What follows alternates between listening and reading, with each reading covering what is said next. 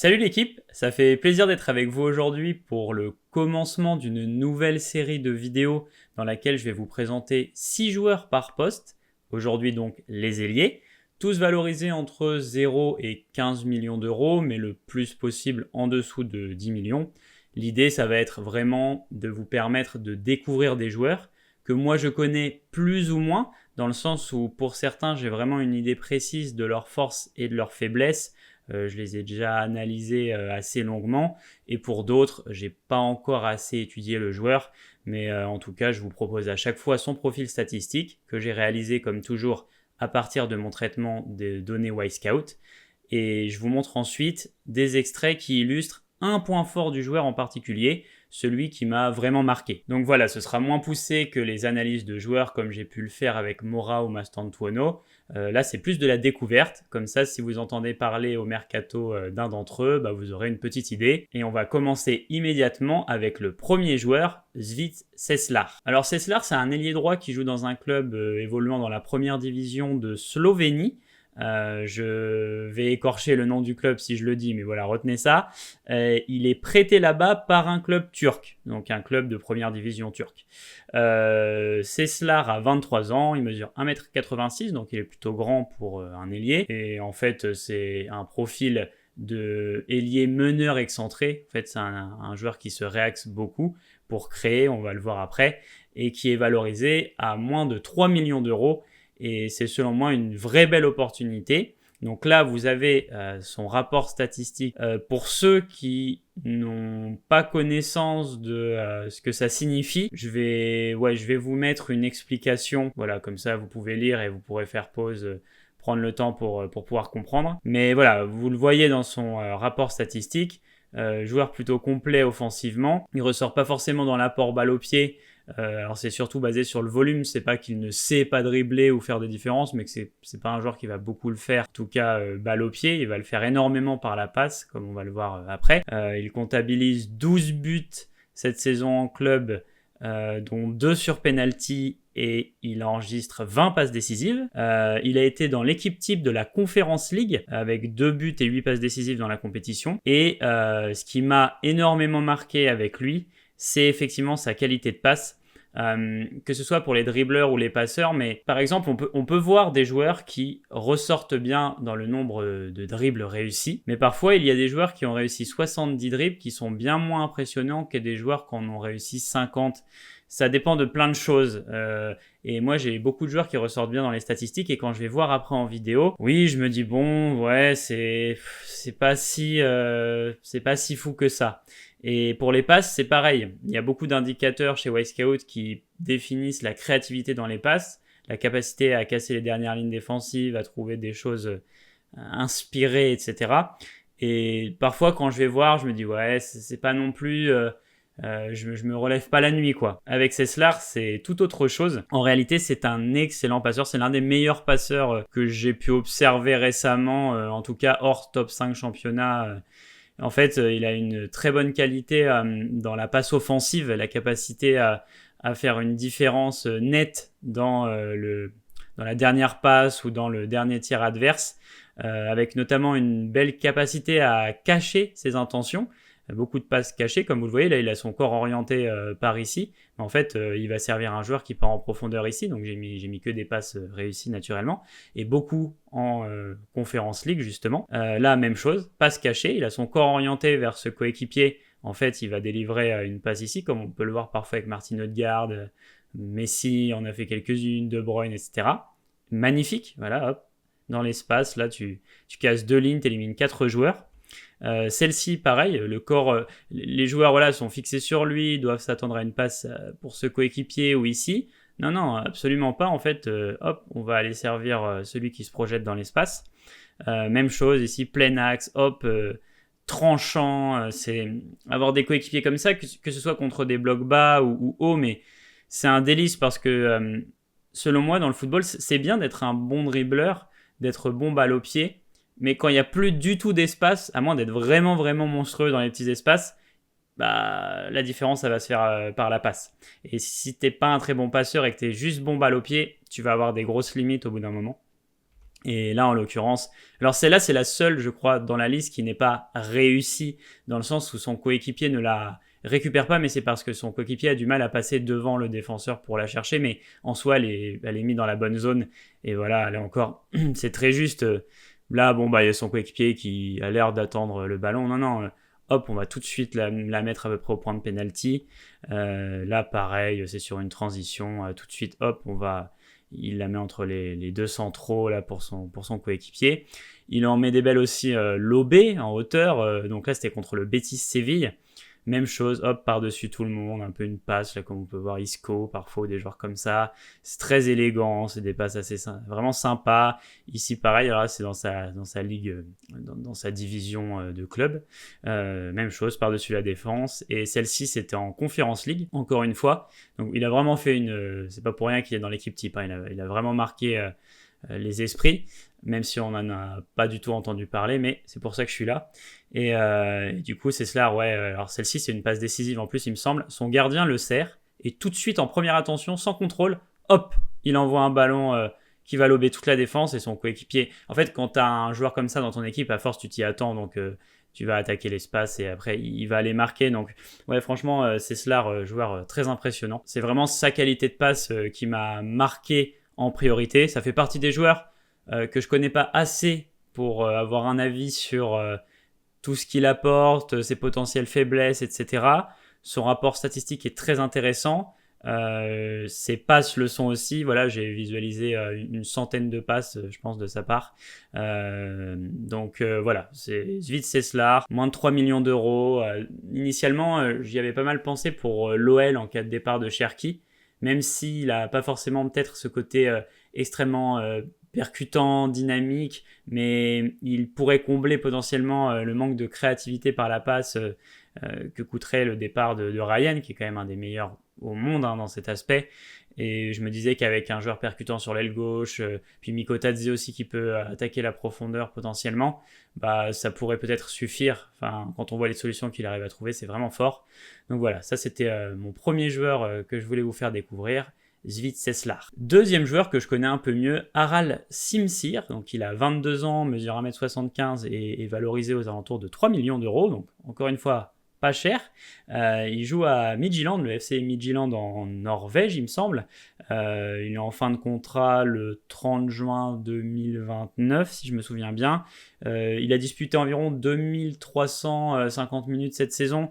C'est un joueur qui est malheureusement un peu emprunt aux blessures. Il a souvent des petites blessures assez régulières au cours de la saison, donc si un club se penche sur lui, il faudra avoir une gestion sportive assez intelligente avec lui, comme ça peut être fait avec certains joueurs au Paris Saint-Germain, par exemple. On fait pas mal tourner pour certains joueurs.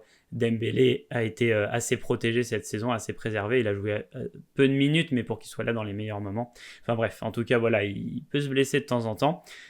Sur ces 2350 minutes, il comptabilise, donc en club, il comptabilise 6 buts, 1 sur penalty, 6 grosses occasions manquées. Occasion nette de but manqué, donc autant que de buts. 10 passes décisives, mais 18 occasions nettes créées par la passe, donc passes qui pourraient être décisives. Mais c'est pas ces passes, moi, qui me marque le plus pour Simsir, c'est sa conduite de balle, sa capacité à éliminer dans les petits espaces. On avait déjà fait une analyse du joueur en live sur Twitch. Si ça vous intéresse, n'hésitez pas à rejoindre mon Twitch. Il est juste en bas là sur le visuel. Ici, Monsieur DataFoot. Et on fait souvent des sessions de scouting en live où on découvre des joueurs, etc. Et même parfois on les note. On a un petit Excel tous ensemble où on met des notes générales un peu des joueurs, etc. Et Simsir avait fait partie faisait partie des joueurs bien notés. Je vais vous illustrer cette capacité d'élimination dans les petits espaces avec 2 buts qu'il a marqués cette saison. Donc le premier, c'était dans sa ligue, dans son championnat. Il reçoit le ballon ici. Donc là, on voit il y a déjà 2 joueurs à peu près sur lui. Voilà, on va y avoir de la densité. Il se dirige vers l'extérieur. Il part par là. Et tout de suite, hop, premier crochet extérieur. Il re-rentre. Hop, petit mouvement qui élimine du coup le premier adversaire. Il s'est retrouvé à 4 pattes, le pauvre. Et là, il y a le deuxième adversaire qui tout de suite se jette un peu sur lui pour l'éliminer et double contact. Enfin, roulette, une sorte de roulette un peu double contact. Et voilà. Et du coup, en 2 petits gestes comme ça, bah en fait, tu as 2 joueurs qui se retrouvent par terre. C'est terrible. Et là, après, il peut ajuster tranquillement et il va marquer un but en pleine lucarne. Donc ce but est magnifique, hein, il illustre bien sa qualité. Alors ça veut pas dire qu'il fait ça à tous les matchs et que c'est un sans faute, qu'il ne rate jamais de dribble, etc. Évidemment, il ne vaudrait pas 3 millions sinon. Mais c'est le but de la vidéo, c'est de vous illustrer ce qui m'a sauté aux yeux, moi, sa qualité qui m'a sauté aux yeux en priorité. Et là, c'est vraiment la capacité d'élimination dans les petits espaces. Là, on a une séquence où il y a un plus grand espace, enfin du moins c'est sur une transition. Son équipe dispute une transition offensive, ils sont 4 contre 4. Et là, il a une passe intelligente, enfin il a une passe assez intéressante à faire pour son coéquipier ici, qui est pas hors jeu. Il pourrait le servir, mais il continue. Il faut savoir que Harald Simsirs, c'est pas un joueur très rapide, c'est pas un joueur percutant, ultra rapide, ultra vif. C'est plus, comme on le dit, un joueur de petits espaces. Tout comme à Paris, on peut voir parfois qu'ils ont soit Barcola, ça va être soit Barcola, soit Gvara. C'est pas que Gvara il sait pas courir ou il sait pas prendre les espaces, mais c'est que Barcola est encore plus rapide, prend encore mieux la profondeur, etc. Simsirs, c'est pareil, c'est un gars qui reçoit plus dans les pieds et qui est meilleur dans les petits espaces. Et du coup, là, il arrive. C'est intéressant parce qu'il y a l'adversaire qui va un peu se jeter. Alors, soit pour l'intercepter, soit pour essayer de potentiellement couper une trajectoire de passe, je sais pas. Mais en fait, à ce moment-là, il arrête le ballon. Il met son pied sur le ballon pour s'arrêter, pour prendre un petit peu une pause. Et du coup, l'adversaire, n'a pas intercepté la balle. Et là, il va repartir un peu vers l'axe du terrain. Et là, il va arriver dans une situation où du coup, il y a un triangle de joueurs. Celui-ci essaye un peu de contrôler son coéquipier. Et hop, il va s'amener ici et passer entre les deux. Il va passer ici avec un petit mouvement. Voilà, hop. Et puis finalement, son coéquipier le laisse passer. Et ensuite, il frappe et je ne sais plus si le ballon va premier ou deuxième poteau, mais il marque un but. Donc là, c'est en Ligue des Champions en l'occurrence. Et voilà, celui-là est pas mal aussi. Alors, il y a moins la gestion des petits espaces saute moins aux yeux, mais il y a ce truc, pas forcément percutant, mais de gérer les tempos, les temps. Là, il ralentit pour que l'adversaire ne le coupe pas sur sa trajectoire. Il prend son temps, il se réaxe, hop, il temporise, il pousse entre les deux, il arrive, il frappe et il marque. Donc voilà, encore une action assez intéressante. Simsirs, c'est un ailier qui est sympa et qui, je pense, est intéressant pour son prix. Il y a quand même souvent des bons joueurs qui sortent, que ce soit de Midtjylland ou de Nordjylland, etc. C'est des clubs qui savent qui savent vendre des prospects assez intéressants. En tout cas, ça reste un joueur intéressant, notamment dans les petits espaces, comme je l'ai dit, et qui pour moins de 5 millions pourrait faire l'affaire dans des clubs de plus haut standing, si tant est qu'il y ait une bonne gestion physique du joueur et qu'il ne continue pas trop fréquemment à se blesser. Troisième joueur, Yeremey Hernandez, joueur de 22 ans, 1m70, valorisé à 5 millions d'euros environ, mais qui vient de prolonger son contrat avec le Deportivo La Corogne, un truc comme ça, Corogne il me semble. Lui, il joue en seconde division espagnole et c'est vraiment la révélation de la saison. Il a choqué le championnat, meilleur dribbleur. Avec le club, il comptabilise 15 buts, donc 4 sur penalty, 9 grosses occasions manquées, 5 passes décisives et 9 grosses occasions créées par la passe. Yeremey, je disais qu'il venait de prolonger, donc je pense que c'est aussi une manière de montrer du respect à son club. Je ne sais pas vraiment si ça veut dire qu'il va vraiment rester jusqu'en 2030, mais que comme il a explosé aux yeux de pas mal d'équipes et que je pense qu'il va en attirer certaines, une manière de pouvoir être vendu pour un prix un petit peu plus décent. Je ne sais pas jusqu'à quand aller son contrat, mais voilà, peut-être pas partir libre, etc. Donc c'est respectueux, c'est à souligner de sa part. Yeremey, c'est pareil, un joueur qu'on a fait en scouting live et qui effectivement nous a, comme Simsirs, nous a sauté aux yeux par sa capacité d'élimination dans les petits espaces. Il a des mouvements qui font penser un peu à Rodrigo Mora, ce que je disais sur Rodrigo Mora, c'est-à-dire la fréquence d'appui très rapide, changement de direction, etc. On va pas perdre beaucoup plus de temps, je vais vous montrer ça tout de suite. Donc sur cette séquence, son équipe a le ballon, son équipe attaque. Il va retourner un petit peu là vers l'intérieur avec un crochet et éliminer un premier adversaire. Hop, voilà ici. Il continue sa course. Là, il y a un deuxième adversaire qui se présente devant lui. Et il va faire un petit peu... Non, là, ça va être un petit pont. Mais c'est vrai, là, petit pont. Tac, tac, tac. Il passe. Il arrive à peu près aux abords de la surface. Il se retourne. Alors, bon, heureusement qu'il marque un but parce qu'il abuse un peu.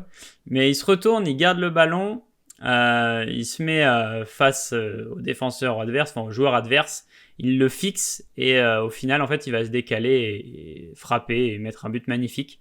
Donc voilà, l'action illustre déjà bien l'idée, même s'il y a de l'espace en soi, mais il attend d'être très près de l'adversaire pour pouvoir après le crocheter, faire des différences. Pareil, c'est pas un joueur extrêmement rapide, extrêmement percutant, mais par contre, voilà, avec des petits mouvements, des jeux de corps, des appuis intéressants. Sur ce but-là, l'équipe adverse, alors l'adversaire, il me semble, a reçu une passe et il essaye de la dévier pour son coéquipier ici, mais il le fait mal et du coup, Yeremeï part tout de suite sur le ballon. Il le récupère et en se rapprochant de l'adversaire, lui aussi fait une sorte de un peu double contact, une roulette. Hop, voilà, il met le pied sur le ballon tout de suite et hop, ça lui permet d'éliminer directement l'adversaire. De partir, c'est pareil, c'est un joueur qui tient bien sur ses appuis.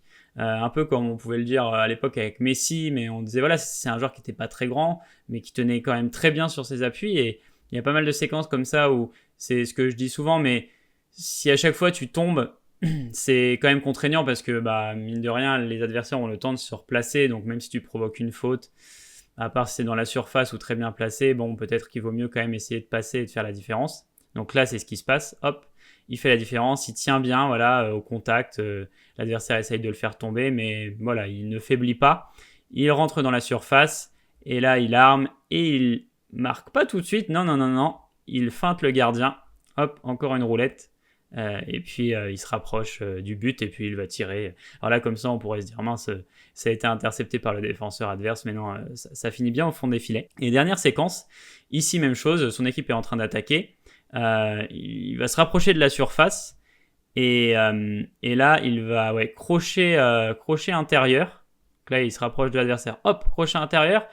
Il arrive dans une situation, bon, il y a quand même de la densité.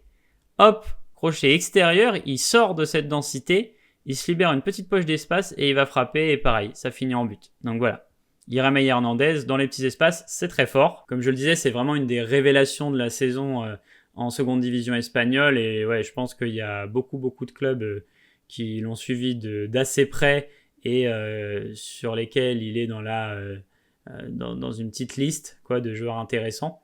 Donc je ne sais pas s'il bougera cet été, mais en tout cas, si vous entendez son nom, il y a de quoi être content. Si ce joueur est lié à votre club, il y a de quoi être un petit peu hypé quand même parce que il a vraiment du ballon. C'est un joueur de ballon à l'espagnol et je suis assez curieux de voir jusqu'où il pourrait aller. Prochain joueur, un joueur dont j'ai parlé dans la vidéo en collaboration avec Mika OL, pour ceux qui ont vu la vidéo sur sa chaîne, c'est Dario Osorio. Donc Dario, faut savoir que je le connaissais pas et qu'il y a peut-être 15 jours, j'étais en live. À un moment, voilà, j'ai dit aux viewers que si ça les tentait, on pouvait partir faire du scouting en direct. Donc quand je dis scouting en direct, en fait, c'est que sur Wisecout, on a les matchs des joueurs, on a les extraits vidéo pour tout. Par exemple, tu veux voir tous les dribbles de la saison du joueur, tu peux le faire. Donc voilà, on se fait des séquences comme ça de temps en temps.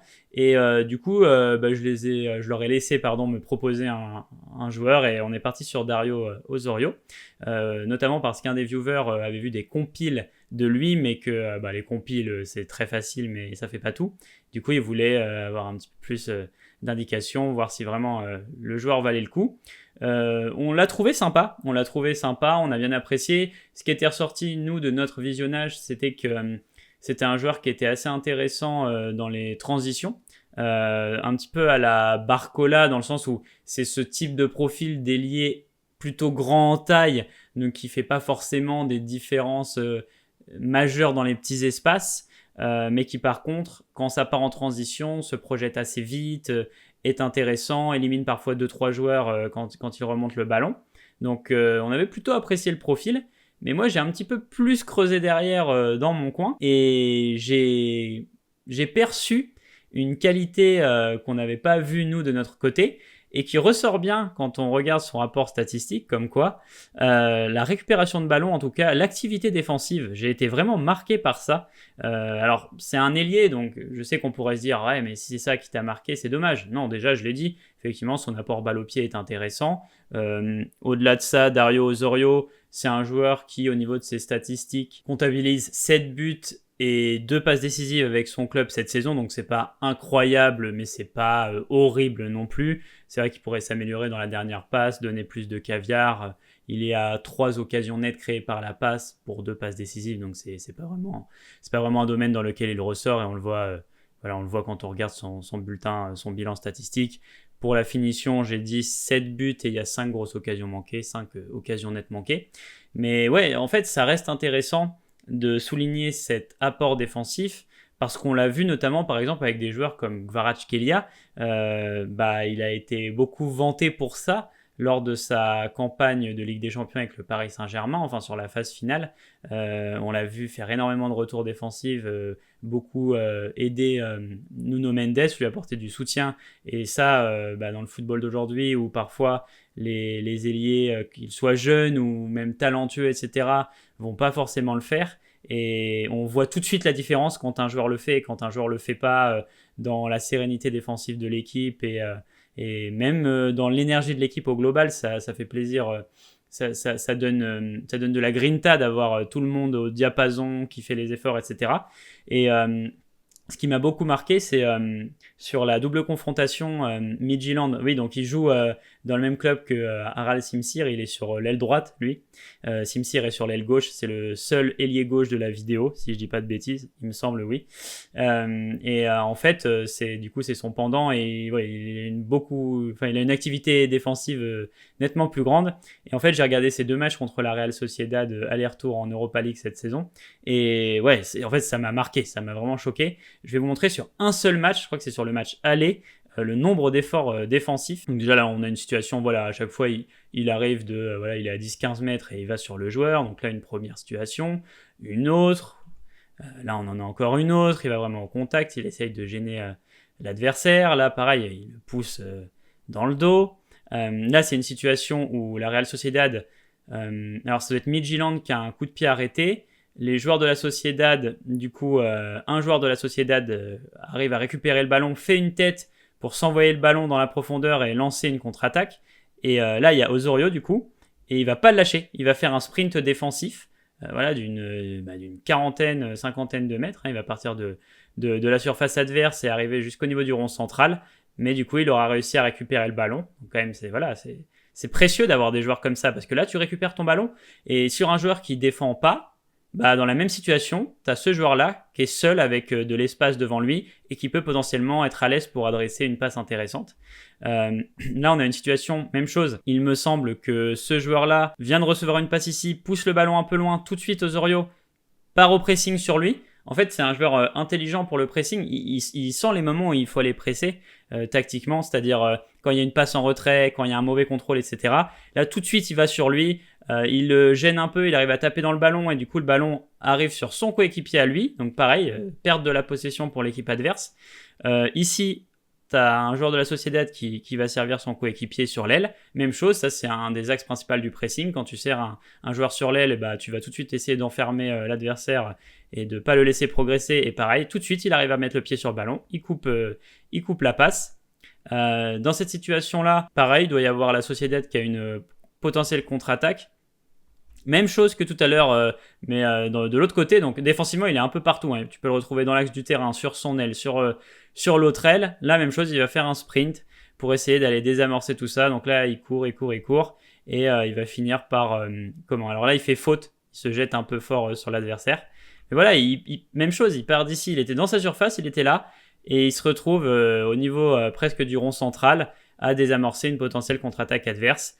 Même situation, là on est en seconde mi-temps, il revient, il arrive, il presse le numéro 17, il arrive sur lui, il lui enlève le ballon arrive sur l'autre, il arrive sur l'autre aussi, il lâche rien.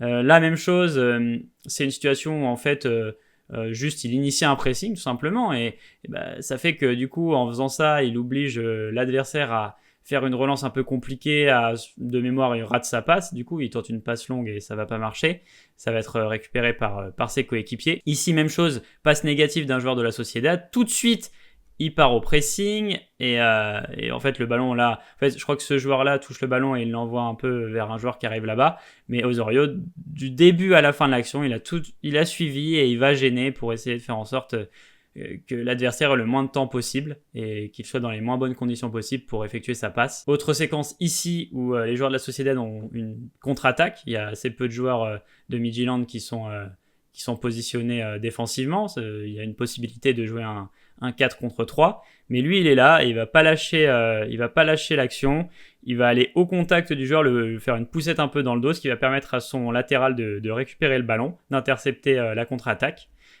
Sur cette situation-là, le joueur ici va faire une tête sur celui-là, ça doit être Zubimendi, je sais pas trop, ou alors c'est lui Zubimendi.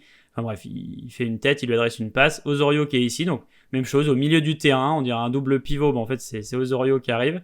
Et tout de suite, il va le pousser dans le dos pour pouvoir le gêner et l'obliger à jouer en une touche, à jouer vite. Même situation ici, voilà, on est à la 80e, il est revenu pour pousser l'adversaire et tout de suite casser des attaques, gêner des relances, voilà, aller au contact, voilà, il va pas faire semblant, et puis il suit les actions, quoi. Là, il te gêne, ce joueur-là a le ballon, bah, il va te le gêner aussi, quoi.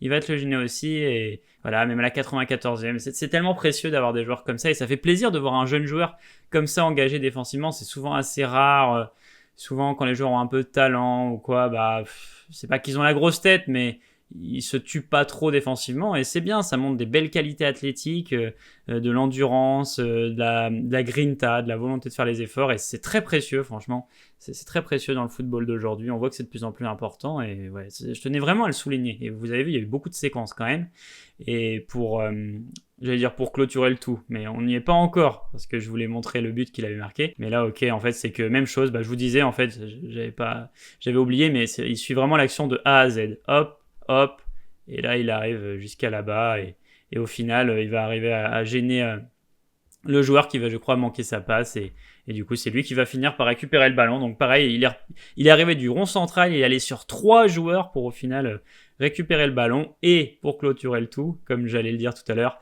au match retour, il me semble, il a marqué un beau pointard. il a le ballon là, il a envoyé un pleine lucarne. Donc, ouais, un joueur vraiment intéressant et marquant par cet aspect-là parce que bah, vous allez le voir dans la vidéo, mais quand vous allez regarder dans récupération de ballon, il n'y a aucun des joueurs qui sera même juste dans bon, ce sera correct au maximum, je crois, et c'est souvent critique ou faible ou fragile, parce que bah, c'est pas... Voilà. Après, récupérer les ballons, tu peux faire beaucoup de pressing. Par exemple, Ousmane Dembélé récupère pas beaucoup de ballons, pourtant il s'engage beaucoup défensivement au pressing.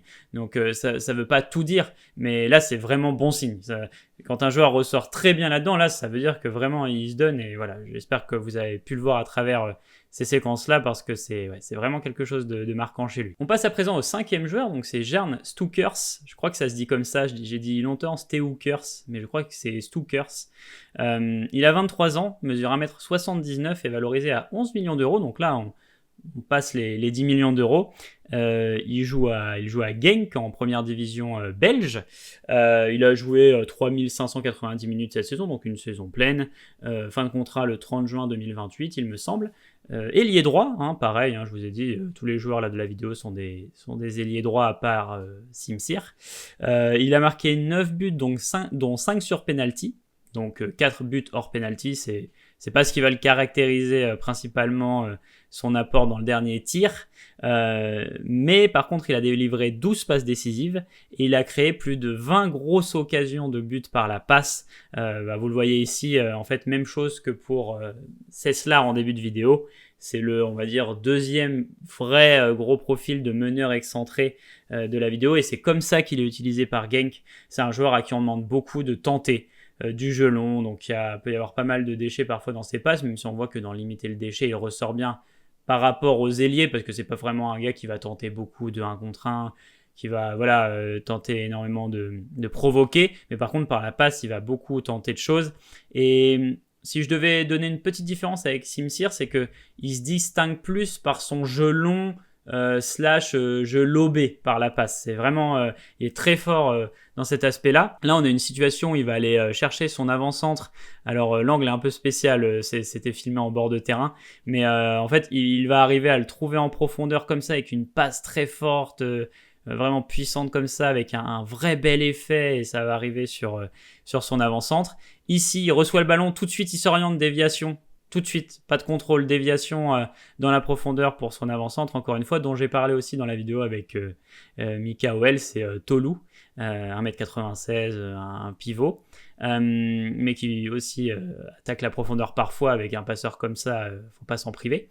Même chose ici, ça c'est un truc qu'on voit pas mal, mais il y a pas mal de séquences où Stuker c'est utilisé long de ligne pour envoyer des grosses passes comme ça, assez puissantes sur Tolu, qui est imposant physiquement, pour qu'il puisse les récupérer. Donc même chose ici, j'ai mis que des passes réussies, donc là hop, il va lui mettre dans l'espace. Et je crois qu'en plus, je suis pas sûr que ça finisse en but, mais c'est possible, ou en tout cas ça finit avec une occasion significative. Là c'est dans le même match, 3 séquences où il va vraiment lober des adversaires pour pouvoir aller chercher un coéquipier qui attaque l'espace. Celle-ci elle est vraiment sympa, celle-ci aussi, vous voyez c'est du jeu long, du jeu lobé.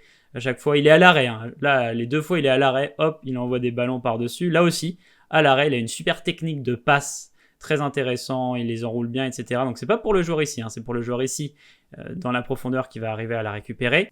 Sur cette séquence, on lui envoie un ballon lobé et sans le contrôler. C'est-à-dire, le ballon va pas retoucher le sol. Il le renvoie tout de suite sur son coéquipier ici. Donc, hop, hop. C'est quelque chose qui est précieux, sa qualité de passe, hein, notamment aussi pour sortir des pressings. Là, il y a le joueur adverse qui le presse, les adversaires qui essayent un peu de gêner la relance. En fait, il va trouver le joueur libre ici au milieu, tout seul, avec du temps pour ajuster, enfin pour jouer devant lui. C'est un bon centreur également. En fait, ça fait partie des ailiers que j'appelle ailiers de style Di Maria, c'est-à-dire bon tireur de coups de pied arrêtés, bon centreur, bon passeur. Tu vas pas forcément te dire que c'est des très grands dribbleurs, même si Di Maria savait éliminer, faire des dribbles parfois, mais c'est peut-être pas ce qui te saute aux yeux, c'est pas la chose à laquelle tu penses en premier, c'est souvent la technique de passe, frappe, la technique de pied, on va dire, la puissance qu'ils peuvent mettre, les angles qu'ils peuvent choisir. Donc là, c'était un très beau centre qu'il avait réussi, mais ça n'empêche pas non plus de trouver des passes intéressantes au sol aussi, à ras de terre. Là, il court et hop, dans l'intervalle, il la met, et là, ça finit en passe décisive. Ici, pareil, la petite passe cachée, un peu comme Sessler tout à l'heure, qui finit aussi en passe décisive, il me semble. Là, une passe qui va aller longer les défenseurs adverses et servir son coéquipier qui part dans la profondeur. Et ici, pour finir, une dernière petite passe lobée, mais c'est pareil, j'ai dû m'en mettre une 60aine de côté. Il est vraiment très très impressionnant par la passe. Alors, il y a du déchet, hein, mais c'est aussi parce que franchement, on lui demande, je pense qu'on le sur-sollicite sur cette qualité qu'il a, le jeu direct et d'aller chercher tout. Dès qu'il a le ballon, souvent il va essayer d'aller chercher la passe directe et à faire une différence tout de suite. Donc quand ça passe, forcément, c'est vraiment marquant. Mais ouais, c'est vraiment une caractéristique très forte de sa part. Et lui et Sessler sont les 2 joueurs hors top 5 championnat, je pense, dans ceux que j'ai observés qui me marquent le plus par leur qualité de passe. Allez, on finit avec le dernier joueur, un peu plus âgé, 25 ans, 1m74, 12 millions d'euros de valorisation Transfermarkt. C'est ça ma source pour les valorisations, donc c'est toujours plus ou moins, mais bon, c'est approximatif. C'est un joueur du Celtic qui est passé, je crois qu'il avait été formé à l'Ajax et qui est passé par les équipes de jeunes du Bayern et qui a vraiment explosé cette saison. C'est sa première saison où il explose vraiment autant statistiquement. 21 buts, 0 sur penalty, 10 grosses occasions manquées et 15 passes décisives du coup en club cette saison et plus de 16-17 grosses occasions créées par la passe de mémoire. Vous voyez statistiquement par rapport à ce qu'on voit depuis tout à l'heure, c'est vraiment exceptionnel. Hein, là, c'est vraiment une très très très grande saison. Il n'y a pas nécessairement de trucs qui m'ont plus marqué que d'autres chez lui, parce qu'en fait il est assez complet. Il y a des choses quand même intéressantes, c'est-à-dire que il y a des buts, notamment certains buts qu'il a marqués Il a une belle enroulée, il a une belle frappe de balle enroulée. Là, celui-là, il est vraiment sympa. Alors celui-là, c'est un but pleine puissance, mais c'est pour dire qu'il y a eu certains beaux buts. En fait, il alterne entre les buts un peu compliqués comme ça et les buts simples, entre guillemets, mais en fait, où tout simplement, il arrive à se projeter dans une zone d'avant-centre ou se retrouver à peu près ici et du coup récupérer soit un centre en retrait, soit une passe intéressante qui le met dans de bonnes conditions pour pousser le ballon entre guillemets au fond des filets. Celui-ci contre Leipzig en Ligue des Champions, magnifique. Oui, il a marqué en Ligue des Champions un doublé contre Leipzig et un but contre le Bayern Munich. Mais cet enroulé-là était splendide. Yamal a marqué un but assez similaire cette saison. Vraiment une enroulée qui va tout doucement comme ça, qui va se déposer très très très belle. Et on a un autre exemple ici. Et c'est aussi un joueur qui ressort par sa qualité de passe. Il arrive à trouver des passes assez sympas. Là, c'est une séquence où dans son championnat, on lui envoie un ballon et même chose, je crois que le ballon retouche pas forcément le sol. Il le reprend direct et hop, lob pour servir un coéquipier dans la profondeur. Ici, extérieur du pied contre Leipzig, encore une fois en Ligue des Champions, pareil pour servir un équipier. Et autre extérieur, alors là c'était en match de pré-saison contre City, mais je l'avais trouvé intéressant celui-là aussi. Et d'ailleurs, ça donne une passe décisive. Hop, extérieur du pied, très beau. Donc qualité, voilà, il peut autant marquer que servir en tant que meneur excentré, un peu comme on peut le voir avec Yamal. Là ici, même chose, Ligue des Champions contre Salzbourg, il me semble, ou non, Slovan Bratislava. Le Slovan Bratislava de mémoire. Hop, petite passe comme ça qui va par-dessus tout le monde. Là, un beau lob. Là, voilà, même chose, une passe un peu sur le côté comme ça qui va chercher l'espace. Donc, non, vraiment très complet, très intéressant. Statistiquement, c'est assez exceptionnel, hein, comme vous le voyez et comme on l'a dit. 21 buts sans penalty et 15 passes décisives pour un ailier droit, c'est quand même exceptionnel. C'est très très fort. Les seules réserves, ça va être le championnat, même si c'est vrai qu'il était plutôt bon en Ligue des Champions. Là, vous avez vu, il y a certaines séquences qui étaient dans la compétition et que ça reste un championnat européen. Voilà, l'Écosse, on connaît les Rangers et les Celtics, et le Celtic, pardon. Mais au-delà de ça, voilà, bon, c'est pas non plus. Je pense que si t'es un ailier assez fort, quand même, tu peux facilement faire des grosses différences et des bonnes stats. Le Celtic et les Rangers sont assez au-dessus du reste du championnat. Donc voilà, il y a cette petite réserve-là. Et il y a aussi le côté première saison où il explose vraiment, à 25 ans. Donc voilà, c'est un peu les deux réserves que je pourrais potentiellement avoir. Mais au-delà de ça, voilà, la saison était exceptionnelle. Et puis 12 millions d'euros, si c'est vraiment le prix pour lequel il part, ça peut être quand même un bon coup à tenter parce que ça, c'est sûr, il a de la qualité balle au pied. Voilà l'équipe, on a fini la présentation des 6 joueurs. Je pensais que ça durerait moins longtemps, on a pris pas mal notre temps. J'espère que ça vous a pas dérangé, que vous avez bien aimé la vidéo et qu'on revienne un petit peu sur le point principal qui m'a un petit peu marqué chez le joueur. Et puis que ça a pu vous en faire découvrir. N'hésitez pas à me donner votre avis si vous les connaissez, et si vous avez des avis approfondis, si par exemple vous êtes supporter d'une des équipes ou si vous les avez beaucoup vu jouer, etc. N'hésitez vraiment pas, ça va nous apporter à tous. Et puis j'ai déjà travaillé sur la prochaine vidéo pour les gardiens. Je ne sais pas s'il y aura tous les postes, je verrai. Mais je vais essayer en tout cas de faire le plus de postes possible. Et puis voilà, d'ici la prochaine vidéo, je vous dis à bientôt l'équipe.